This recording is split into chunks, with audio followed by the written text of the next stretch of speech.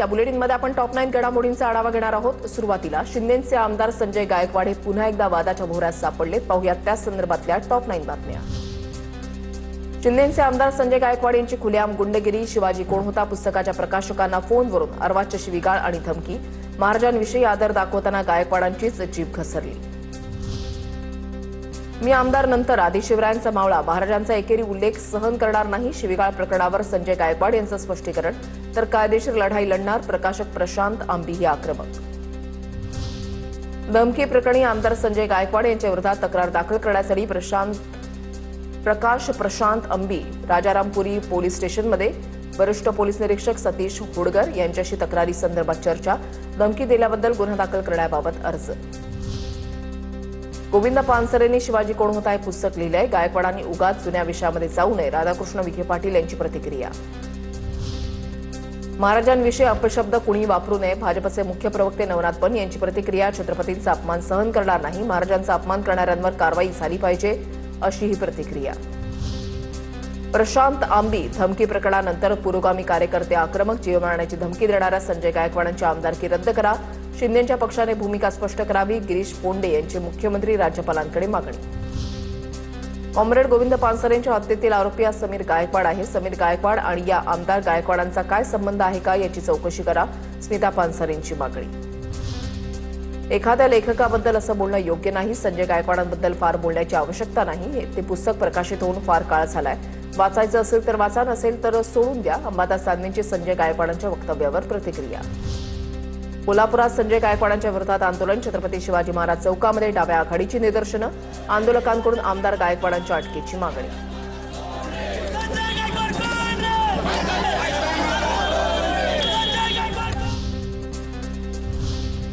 बारामती पोटनिवडणुकीसाठी आज मतदान झालंय, पाहूयात त्या संदर्भातल्या टॉप 9 बातम्या।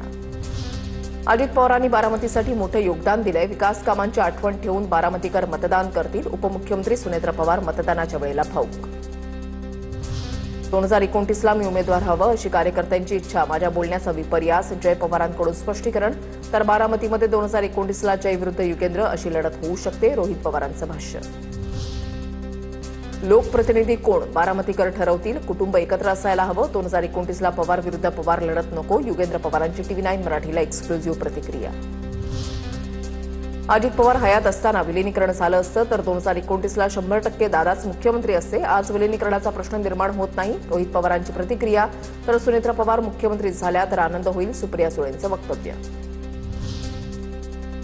सुनेत्र पवार मुख्यमंत्री व्हाव्यात ही आमची इच्छा, मंत्री हसन मुश्रीफ यांची प्रतिक्रिया, मुख्यमंत्री होणं संख्याबळावर अवलंबून, रोहित पवार यांनी यावर बोलून वाद पेटवू नये, हसन मुश्रीफांचं आवाहन, 2029मध्ये अजित पवार मुख्यमंत्री झाले असते असं वक्तव्य रोहित पवारांनी केलं होतं। आज ही चर्चा करणं गरजेचं नाही, 2029ला सुनेत्र पवार निवडणूक लढवणार नाही का असा त्याचा अर्थ होतो, जय पवार यांच्या 2029च्या निवडणुकीबाबतच्या वक्तव्यावर राष्ट्रवादी शरद पवार पक्षाचे प्रदेशाध्यक्ष शशिकांत शिंदेंची प्रतिक्रिया, तर प्रत्येकाला निवडणूक लढण्याचा अधिकार, जय आणि युगेंद्र पवार यांच्या 2029 बद्दलच्या वक्तव्यांच्या पार्श्वभूमीवर सुप्रिया सुळेंची प्रतिक्रिया। 2029च्या निवडणुकीची आतापासून घाई करण्याची गरज नाही, श्रीनिवास पवारांचा पुतण्या जय पवार यांना सल्ला, शरद पवारांच्या काळजीमुळे अजितदादा विलिनीकरण करणार होते अशी प्रतिक्रिया। सुप्रिया सुळेंनी काठेवाडीमध्ये मतदानाचा हक्क बजावला, पोटनिवडणूक कधीच आनंददायी नसते, कुटुंब संघर्षावर सुळेंकडून भावना व्यक्त। आता पाहूया टॉप 9 मोठ्या राजकीय बातम्या। विधान परिषदेची निवडणूक उद्धव ठाकरेंनीच लढावी, शरद पवारांच्या राष्ट्रवादीची आग्रही विनंती, खासदार सुप्रिया सुळेंकडून ट्विट करत इच्छा व्यक्त, तर उद्धव ठाकरे समवियाचा चेहरा, तिन्ही पक्ष एकत्र बसून निर्णय घेऊ, मातोश्रीवरच्या बैठकीनंतर हर्षवर्धन सपकाळ यांची प्रतिक्रिया। विधान परिषद निवडणुकीसाठी आज पुन्हा वर्षावर खलबतं, भाजपच्या कोर कमिटीची आज रात्री 10 वाजता बैठक, पश्चिम महाराष्ट्र आणि कोकणानंतर आज उर्वरित विभागातील नावांवर चर्चा होणार। विधान परिषदेच्या निवडणुकीसाठी भाजपचे निकष ठरले, प्रामुख्याने संघटनेमध्ये काम करणाऱ्या आणि नव्या चेहऱ्यांना संधी देण्याचा वर्षा निवासस्थानावरच्या बैठकीमध्ये निर्णय, आज रात्री 10 वाजता पुन्हा कोर कमिटीची बैठक, कालच्या बैठकीमध्ये पश्चिम महाराष्ट्र आणि कोकणातील नावांवर खलबतं, आज उर्वरित विभागातील नावांवर चर्चा होणार। रोहित सिंगला अटक झालीच पाहिजे, जय पवारांची आक्रमक भूमिका, तर अपघाताचा अहवाल 3-4 आठवड्यामध्ये येईल यावर शंका, सरकार VSRच्या मालकाला वाचवतंय, रोहित पवारांचा आरोप।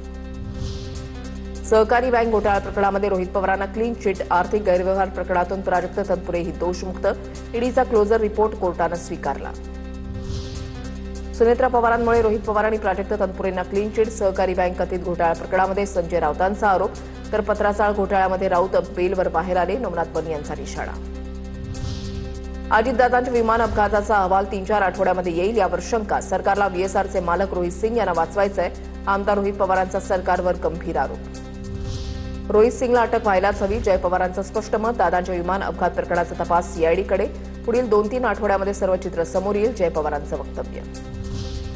जळगावमध्ये विधान परिषद निवडणुकीसाठी भाजपा आणि शिवसेनेतील इच्छुकांच्या नावाची राजकीय वर्तुळात चर्चा, भाजपकडून नंदकुमार अडवाणी, नंदकिशोर महाजन आणि अमोल शिंदेंचं नाव चर्चेत, शिवसेनेकडून मंत्री गुलाबराव पाटलांचे चिरंजीव प्रतापराव पाटलांचं नाव आघाडीवर. आता पाहूया टॉप 9 राजकीय बातम्या.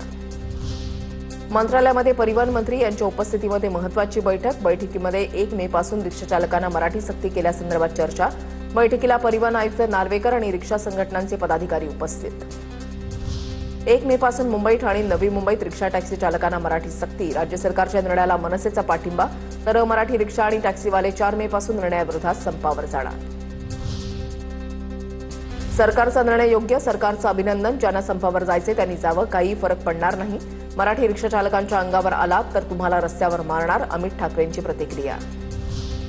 पद्मश्री मधू मंगेश कर्णिकांचं मंत्री प्रताप सरनाईकांना पत्र, सरनाईकांच्या मराठी सक्तीच्या निर्णयाला कर्णिकांचा पाठिंबा, मंत्री प्रताप सरनाईकांची माहिती. गुणरत्न सदावर्तेंनी भाजपचे आमदार नरेंद्र मेहता यांची भेट घेतली, मराठी सक्तीविरोधात सदावर्ते कायदेशीर भूमिका घेण्याची शक्यता, रिक्षाचालकांना मराठी सक्तीची करण्याच्या निर्णयाला काही संघटनांचा विरोध. राहुरीमध्ये अक्षय कर्डिलेंनी मतदानाचा हक्क बजावला, वडील सोबत नाही पण आशीर्वाद पाठीशी, कर्डिलेंकडून विजयाचा विश्वास व्यक्त. माजी आमदार ज्ञानराज चौगुलेंच्या पुनरागमनाच्या चर्चांना उधाण, त्यांच्या मुलीच्या व्हॉट्सअप स्टेटसमुळे राजकीय खळबळ, या स्टेटसनंतर माजी आमदार ज्ञानराज चौगुले यांची विधान परिषदेवर वर्णी लागणार का, याबाबत चर्चा. मनी लॉन्ड्रिंग प्रकरणी विशेष न्यायालयामध्ये आरोप निश्चित करण्यास स्थगिती द्यावी, माजी गृहमंत्री अनिल देशमुखांचे मुंबई हायकोर्टात धाव, न्यायमूर्ती अश्विन भोबे यांची ईडीला नोटीस बजावत प्रतिज्ञापत्र सादर करण्याचे निर्देश, पुढील सुनावणी 18 जूनला होणार. राज्याला गुन्हेगारीचा विळखा बसल्याचं पाहायला मिळत आहे, पाहुयात त्या संदर्भातल्या टॉप 9 बातम्या. ओंदो अशोक खरातला 14 दिवसांची न्यायालयीन कोठडी, 5व्या गुन्ह्यामध्ये 6 मे पर्यंत खरातची न्यायालयीन कोठडीमध्ये रवानगी, 6व्या गुन्ह्यामध्ये एसआयटी खराचा ताबा मागणार.